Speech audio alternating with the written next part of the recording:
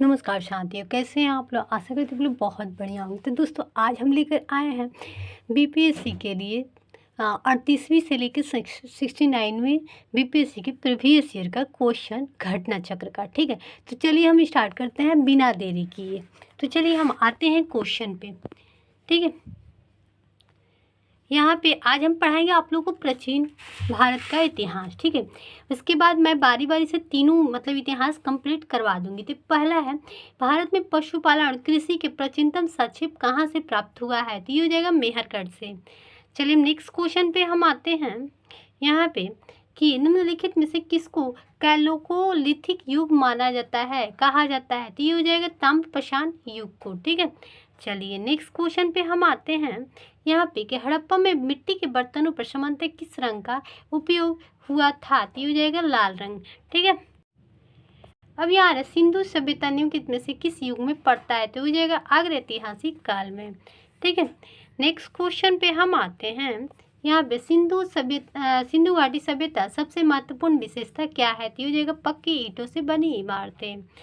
Next question पे हम आते, अब यहाँ है निम्नलिखित में से कौन सा हड़प्पा का एक बंदरगाह है? तो लोथल हो जाएगा। नेक्स्ट क्वेश्चन पे हम आते हैं। निम्नलिखित में से कौन सा हड़प्पा कालीन स्थल गुजरात में है? तो हो जाएगा लोथल। नेक्स्ट क्वेश्चन पे हम आते हैं कि निम्नलिखित में से किस हड़प्पा कालीन स्थल से टेराकोटा का हल प्राप्त हुआ है? तो ये हो जाएगा बनवाली से। नेक्स्ट क्वेश्चन पे हम आते हैं कि निम्न में से किस हड़प्पा नगर में जूते हुए खेतों का निशान मिला है? तो ये हो जाएगा कालीबंगा से। चलिए नेक्स्ट क्वेश्चन, निम्नलिखित में से कौन हड़प्पा और मोहनजोदड़ो के उत्खनन से संबंधित नहीं है? तो ये हो जाएगा दोस्तों B.A. स्मिथ। ठीक है, जितना क्वेश्चन है सब आया हुआ है, तो आप लोग पढ़िएगा। बोगाज कोई का महत्व इसलिए है कि ये हो जाएगा वहाँ जो अभिलेख प्राप्त हुआ है उसमें वैदिक देवी और देवताओं का वर्णन मिलता है। नेक्स्ट क्वेश्चन पे हम आ रहे हैं। प्रसिद्ध 10 राजाओं का युद्ध किस नदी के तट पे हुआ था? तो ये हो जाएगा प्रश्न नदी के तट पर। चलिए ऋग्वेद में कौन सा मंडल पूर्णतः सोम को समर्पित है? तो ये हो जाएगा 9वां मंडल। नेक्स्ट क्वेश्चन पे हम आते हैं। यहाँ पे कि ऋग्वेद संहिता में 9वां मंडल पूर्णतः किसको समर्पित है? तो ये हो जाएगा सोम और पिस्पेग नामकृत देवता को। ठीक है, अब अरे गायत्री मंत्र किस पुस्तक से मिलता है? तो ये हो जाएगा ऋग्वेद से। अब हम नेक्स्ट पे आ रहे हैं कि निम्न में से किस भारतीय दर्शन ने परमाणु सिद्धांत का प्रतिपादित किया है? तो ये हो जाएगा वैश्विक। ठीक है, नेक्स्ट क्वेश्चन पे महावीर स्वामी का जन्म कहाँ हुआ था? ये हो जाएगा कुंडाग्राम में। चलिए अब अरे महावीर जैन की मृत्यु निम्नलिखित में से किस नगर में हुई थी? ये हो जाएगा पावापुरी में। चलिए नेक्स्ट क्वेश्चन पे कि भगवान महावीर का प्रथम शिष्य कौन था? ये हो जाएगा जमाली। ठीक है, नेक्स्ट क्वेश्चन कि निम्नलिखित में से कौन पूर्वकालिक जैन ग्रंथ कहलाता है? तो ये हो जाएगा 14 पूर्व। अब हमारे नेक्स्ट क्वेश्चन पे महात्मा बुद्ध ने पहला धर्म चक्रण किस स्थान पे दिया था? ये हो जाएगा सारनाथ। ठीक है, अब यहाँ आ रहा है कि महात्मा बुद्ध का महापरिनिर्वाण कहाँ हुआ? तो ये हो जाएगा कुशीनगर में। नेक्स्ट क्वेश्चन, त्रिपिटक किसकी धार्मिक पुस्तक है? तो ये हो जाएगा बौद्ध की। चलिए नेक्स्ट क्वेश्चन कि त्रिरत्न जैसे सटीक ज्ञान, सच्चा आस्था, सटीक ज्ञान से किससे संबंधित है? तो यहाँ पे हो जाएगा जैन धर्म। चलिए नेक्स्ट क्वेश्चन, यहाँ पे निम्नलिखित में से कौन सी बात बौद्ध धर्म और जैन धर्म से समान नहीं? हो जाएगा आत्मदमन। बोध गया में बोधि वृक्ष अपने वंश की इस पीढ़ी का है पंचम। ठीक है, उसके बाद आ रहा है यहाँ पे कि बराबर की गुफाओं का उपयोग किसने आश्चर्य गृह का रूप में किया? तो हो जाएगा आजीविकों ने। ठीक है, नेक्स्ट क्वेश्चन पे हम आते हैं। यहाँ पे कि आजीवक संप्रदाय के स्थापक कौन थे? तो मखली गोसाल थे। चलिए नेक्स्ट क्वेश्चन पे हम आते हैं कि पाटलिपुत्र के संस्थापक कौन थे? तो उदयनी। ठीक है, नेक्स्ट क्वेश्चन पे आते हैं कि शासक द्वारा सर्वप्रथम पाटलिपुत्र के राजधानी के रूप में चयन किया? ये हो जाएगा उदयन। ठीक है, नेक्स्ट क्वेश्चन पे हमारे निम्नलिखित में से किस राजा ने पाटलिपुत्र बसाया था? तो ये हो जाएगा उदयन। ठीक है। नेक्स्ट अब आ रहे यहाँ पे विश्व का पहला गणतंत्र वैशाली किसके द्वारा स्थापित किया गया था? तो लिच्छवी के द्वारा। चलिए नेक्स्ट क्वेश्चन, मगध की प्रारंभिक राजधानी कौन सी थी? हो जाएगा राजगृह। नेक्स्ट क्वेश्चन, कि अज्ञातशत्रु के वंश का क्या नाम था? ये हो जाएगा हर्यक वंश। अब आ रहे नेक्स्ट पे कि सैडोकोटस में चंद्रगुप्त मौर्य की पहचान किसने किया थी? हो जाएगा विलियम जोन्स। ठीक है। यहाँ पे कि ब्राह्मी लिपि को सर्वप्रथम किसने पढ़ा थी? हो जाएगा जेम्स पीपेस। ठीक है। नेक्स्ट क्वेश्चन पे हम आ रहे हैं, यहाँ पे मेगास्थनीज की पुस्तक का नाम क्या है? ये हो जाएगा इंडिका। चलिए नेक्स्ट क्वेश्चन, इंडिका का लेखक कौन है? तो ये हो जाएगा मेगास्थनीज। नेक्स्ट क्वेश्चन पे हम आ रहे हैं, यहाँ पे कि मेगास्थनीज दूत था किसका? तो ये हो जाएगा सेलुकस की। अब हमारे अंतिम मौर्य सम्राट कौन थे? तो ये हो जाएगा बृहदय। ठीक है।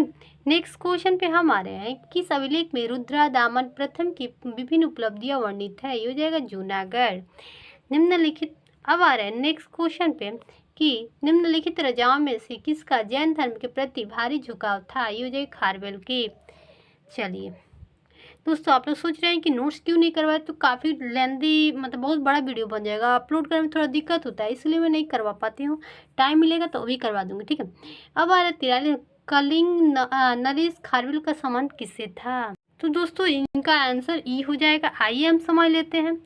यहाँ पे आ रहे कलिंग चेंदी राजवंश के संस्थापक महामेघवान नामक व्यक्ति था, अतः इस वंश का नाम महामेघवान वंश पड़ गया। इसी वंश का सर्वाधिक शक्तिशाली शासक खारवेल हुआ। खारवेल के इतिहास अध्ययन का एकमात्र साधन हाथी गुफा अभिलेख में है।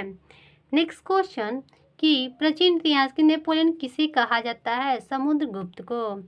चलिए नेक्स्ट क्वेश्चन पे हम आ रहे हैं कि गुप्त सम्राट किसने हुणों को आक्रमण किया था? कौन था? तो स्कंदगुप्त।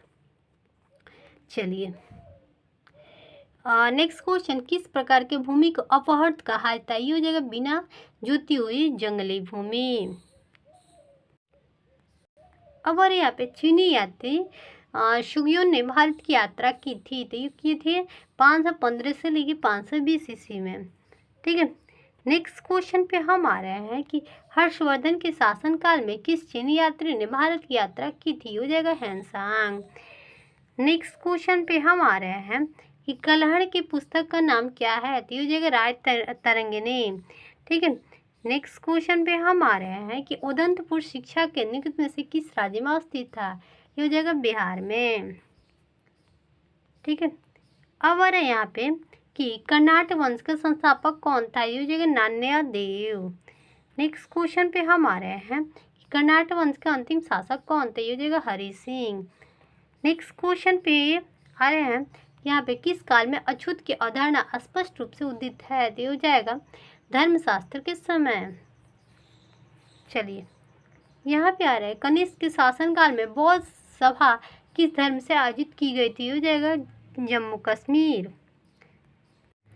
अब हमारे यहाँ पे अब यहाँ आ रहा है कि प्रथम बौद्ध संगीत के लिए अध्यक्ष कौन थे? ये हो जाएगा महाकश्यप। नेक्स्ट क्वेश्चन पे हम आ रहे हैं कि भगवान बुद्ध के महापरिनिर्वाण के बाद पहली बौद्ध संगीति हुई थी, तो राजगीर में। ठीक है। चलिए नेक्स्ट क्वेश्चन पे हम आते हैं यहाँ पे कि बुद्ध के जन्म के 4 महत्वपूर्ण घटनाओं और उनके संबंध स्थानों को उल्लेख कीजिए। तो आइए हम इसको मिला लेते हैं बढ़िया से। ठीक है। एक मिनट, उसका आंसर जो हो जाएगा दोस्तों सी हो जाएगा, याद रखिएगा। 1 का 3, 2 का 2, 3 का 1, 4 का 4। ठीक है। अब हमारे बोध गया में किसे ज्ञान प्राप्त हुआ था? ये हो जाएगा गौतम बुद्ध को। हमारे नेक्स्ट क्वेश्चन, बोध गया में महाबोधि मंदिर बनाया गया था जहाँ गौतम बुद्ध को ज्ञान प्राप्त हुआ था। नेक्स्ट क्वेश्चन पे हम आ रहे हैं कि गौतम बुद्ध को एक देवता का स्थान किस राजा के युग में प्राप्त हुआ? ये हो जाएगा कनिष्क के समय। नेक्स्ट क्वेश्चन, ईसा पूर्व 6वीं सदी में विश्व का पहला गणितात्मक व्यवस्था कहाँ थी? हो जाएगा वैशाली। नेक्स्ट क्वेश्चन पे हम आ रहे हैं कि 16 महाजनपदों की सूची उपलब्ध है तो किस योजना का अंगुत्तर निकाय में, ठीक है। हमारे नेक्स्ट क्वेश्चन, नालंदा विश्वविद्यालय की स्थापना का युग है तो गुप्त है, ठीक है। किस युग में बना था ये पूछ रहा है। नालंदा विश्वविद्यालय किसके लिए प्रसिद्ध है, ये हो जाएगा बौद्ध धर्म दर्शन के लिए, ठीक है। अब हम नेक्स्ट क्वेश्चन पे आ रहे हैं कि मध्यकालीन भारत में मनसाबदरी व्यवस्था क्यों लागू की गई थी, ये हो जाएगा सैनिक के स्वतंत्रता से भर्ती हेतु, ठीक है। अब यहाँ आ रहा है कि नीचे दिए गए दो वक्तव्य है जिसमें कथन ए कथन बी दोनों को सावधानीपूर्वक से पढ़ें और तो इसमें दिया है कथन 12वीं शताब्दी के अंत में नालंदा विश्वविद्यालय महाविद्यालय का महाविहार का पतन हो गया। कारण दिया है कि महाविहार को राज्य के प्रशय के मिलना बंद हो गया था। तो क्या होगा इसका आंसर दोस्तों, तो इसका आंसर हो जाएगा आपका बी। दोनों ए और आर दोनों सही है, परंतु ए आर की सही व्याख्या नहीं है, दोनों सही है, ठीक है। चलिए नेक्स्ट क्वेश्चन पे हम आते हैं। अब यहाँ आ रहे हैं कि प्रथम मगध साम्राज्य का उत्कर्ष किस शताब्दी में प्राप्त हुआ था, ये हो जाएगा इसमें 6वीं शताब्दी में।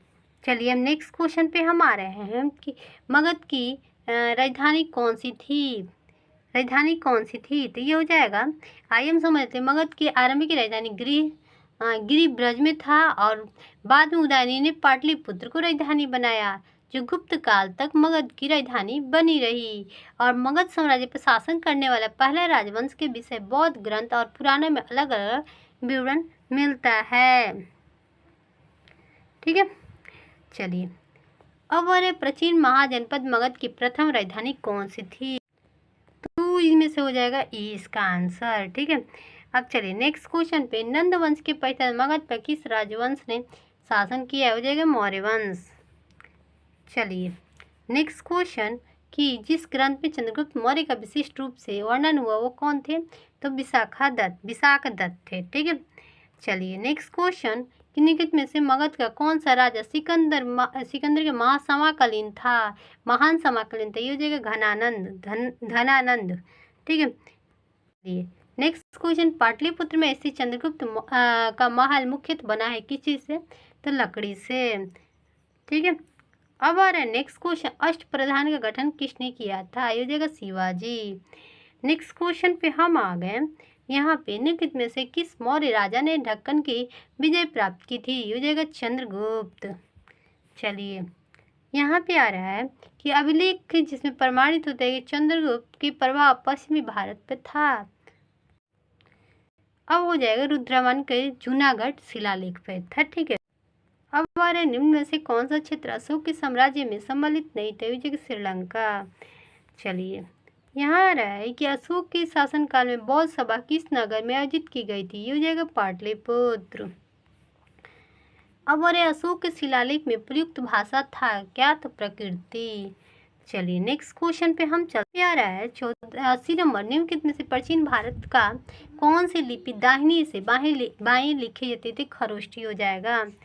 चलिए नेक्स्ट क्वेश्चन कि अशोक का धर्म का मूल संदेश क्या है, तो ये हो जाएगा ई इसका आंसर हो जाएगा एक या एक से अधिक, ठीक है। तो ये हो जाएगा अशोक धर्म एक नैतिक संहिता है। अशोक अपने दूसरे और 7वें शिला के माध्यम से संदेश देता है कि अपासिनवी बहुक्याने दाने सूच सचवी माध्य साधवे चा, अर्थात कम पाप करना, कल्याण करना, दया दान करना, सत्य बोलना, पवित्रता से रहना, स्वभाव में मधुरता, साधुता बनाए रखे। इस प्रकार अशोक धर्म का मूल्य संदेश शांति और अहिंसा, बड़ों का सम्मान, धार्मिक सहनशील निहित है, अतः यह एक से अधिक सही है, ठीक है। चलिए वह केवल वह सत्ता में जिसमें अशोक ने स्वयं को मगध का सम्राट बताया, तो ये हो जाएगा भाभू स्तंभ, ठीक है। चलिए नेक्स्ट क्वेश्चन, अपने शिलालेख में अशोक किस नाम से जाना जाते हैं, तो प्रियदर्शनी के नाम से जाने जाते हैं। अब और एक कौटिल्य के अर्थशास्त्र किस पहलू पर प्रकाश डाला गया, ये हो जाएगा राजनीतिक नीतियाँ। चलिए अब यार है कौटिल्य की पुस्तक अर्थशास्त्र किस विषय पर है आधारित है, तो एक से अधिक होगा, ई इसका आंसर हो जाएगा, ठीक है। यहाँ पे दे रहा है कि कौटिल्य चाणक्य द्वारा मौर्य काल में रचित अर्थशास्त्र के शासन और सिद्धांत आभास का पुस्तक है। इसमें राज्य के लिए मंडल सिद्धांत है जो विदेश नीति का व्याख्या करता है। इसके अलावा इसमें सप्तांग सिद्धांत, राजा, आमत्य, जनपद, दुर्ग, कोश एंड मित्र की सर्वप्रथम व्याख्या मिलती है। अर्थशास्त्र में तत्कालीन कृषि, शिल्प, व्यापार व्यवस्था की विस्तृत जानकारी प्राप्त होती है। चलिए, अब मेगास्थनी ने भारतीय समाज को कितने श्रेणी में विभाजित किया? ये हो जाएगा 7। अब यहाँ पे कि मौर्य समाज के 7 वर्गों में विभाजन के विशेष रूप से उल्लेख किया गया है। तो इसमें से कौन सा आंसर हो जाएगा? तो ये हो जाएगा आपका डी। मेगास्थनी की पुस्तक इंडिका में लिखा गया है। चलिए, अब हमारे फेरी प्लस ऑफ द एथुरिन सी किसने लिखा है? तो ये हो जाएगा एक से अधिक या एक, इनमें से कोई नहीं। तो ये हो जाएगा पेरी प्लस ऑफ एथुरिन सी एक ग्रीक रोमन पेरी प्लस है। ये रोमन मिस्र के बंदरगाहों से नेशन व्यापार के अवसरों का वर्णन करता है। इसे लगभग 60 अलेक्जेंड्रिया के एक अनाम नाविक ने लिखा। इसे भारत में आयात और निर्यात जाने वाली वस्तुओं का उल्लेख किया है। चलिए, नेक्स्ट वह सूरज जिसमें पाटलिपुत्र का प्रशासन का वर्णन उपलब्ध है। ये हो जाएगा इंडिका। चलिए, नेक्स्ट क्वेश्चन आ रही है कि पाटलिपुत्र की शासक ने सर्वप्रथम अपनी राजधानी बनाई। ये हो जाएगा चंद्रगुप्त मौर्य। चलिए, नेक्स्ट क्वेश्चन, इनमें से किसने सर्वप्रथम व्यापक पैमाने पर स्वर्ण मुद्रा का प्रचलन किया? तो दोस्तों इसका आंसर सी हो जाएगा, बीमा कदफिसेस। चलिए, नेक्स्ट क्वेश्चन, यहाँ पे कला का गंधार शैली निम्न समय में फली फूली हो जाएगा कुषाणों के समय। ठीक है, उसके बाद यहाँ आ रहा है कि इनमें से किस शासक ने चतुर्थ बौद्ध संगीति कश्मीर में आयोजित किया? ये जाएगा कनिष्क। ठीक है, शुंग वंश के बाद किस वंश ने भारत पर राज किया? ये जाएगा कण्वा। ठीक है, राजा खारवेल का नाम जुड़ा है किस चीज से? तो राजा खारवेल का नाम हाथी गुफा लेक से जुड़ा है। चलिए, अब यहाँ आ रहा है कि नगरों का क्रमिक किस काल से एक महत्वपूर्ण विशेषता थी? तो ये हो जाएगा गुप्त काल से। चलिए, यहाँ पे आ रहा है कि निम्नलिखित में से कौन सा बंदरगाह गुप्त काल में उत्तर भारतीय व्यापार के लिए उपयोग किया जाता है? ये हो जाएगा ई, एक से अधिक। ठीक है, अब यहाँ आ रहा है कि शासक वंश ने मंदिरों और ब्राह्मणों को सबसे अधिक ग्राम अनुदान दिया था? तो ये हो जाएगा दोस्तों गुप्त वंश। ठीक है, चलिए नेक्स्ट क्वेश्चन पे हम आते हैं।